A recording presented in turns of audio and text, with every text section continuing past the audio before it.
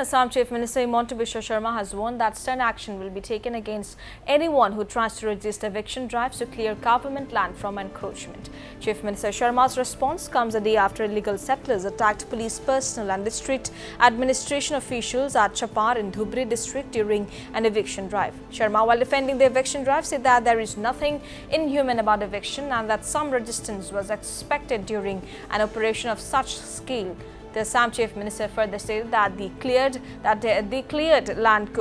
land could now be used for industrial development, which would benefit the people of Chapar and its adjoining areas. Sharma's statement comes at a time when the opposition alleged that the government of conducting the eviction unlawfully and without any resettlement plan. 90% মানুহে সহযোগিতা কৰিছে কাৰণ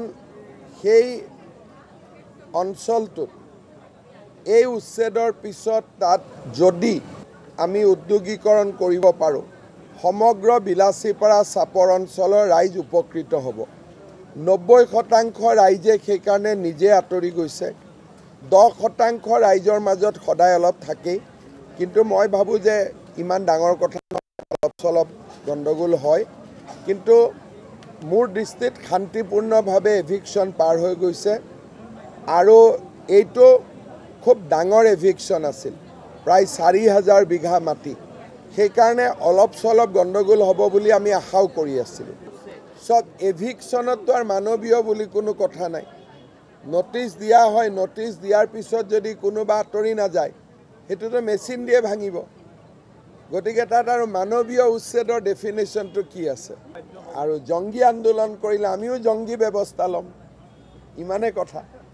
এতিয়ালৈকে শান্তিপূৰ্ণ আন্দোলন কৰি আছে আমি শান্তিপূৰ্ণ ব্যৱস্থা লৈছো তেওঁলোকে জংগী কৰিলে আমিও জংগী কৰিম ইমানে কথা